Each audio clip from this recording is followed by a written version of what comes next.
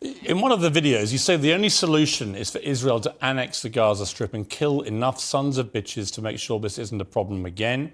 You say anyone who calls for a ceasefire is a terrorist sympathizer under these circumstances. And that got a lot of pushback.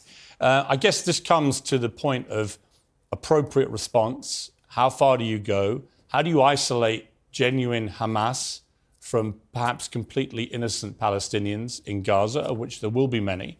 One person called you a genocidal warmonger for that rhetoric.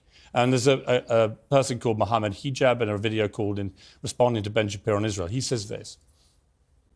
First and foremost, I'll say, yes, we condemn any woman, child, or whatever it may be that's being killed who's Jewish and who's not a non-combatant.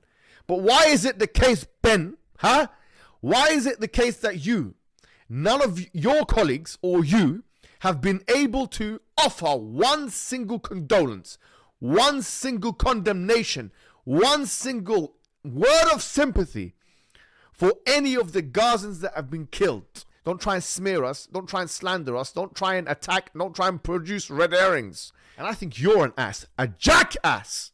And we're not talking about Hamas. We're talking about children here. We're talking about women here. We're talking about elderly people. You make me sick. You make me sick. Well, what's your response to that, Ben? I mean, that will be, I'm sure, a reaction you've heard from a lot of people. What do you feel about that? I mean, my obvious response is, of course, I feel horrible for the people who are being held by Hamas in a state of tyranny for the past 15 years. Hamas was the elected government in Gaza in 2006. There hasn't been an election since then. All the people who are today ranting, as you heard Mohammed Hijab doing right there, I don't hear them talking about liberating Gaza from Hamas, which is the greatest threat to the way of life of Gazans on planet Earth. Again, I have nothing but sympathy for Hamas, for the people that Hamas is governing, or the people that Hamas is exploiting, really. I have nothing but sympathy for civilians there.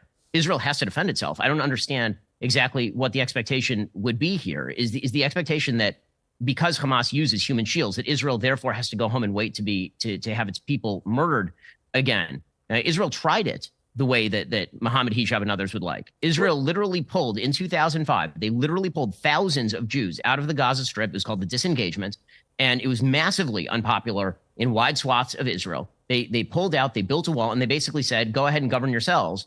And this is the result of that. You think anyone in Israel, no one in Israel wants to reoccupy the Gaza Strip. No one. That's why Israel has been studiously avoiding reoccupying the Gaza Strip since 2006, despite the fact that they have been living underground in large parts of Israel for weeks at a time because of rocket attacks that have been fired on a regular basis from the Gaza Strip into major cities.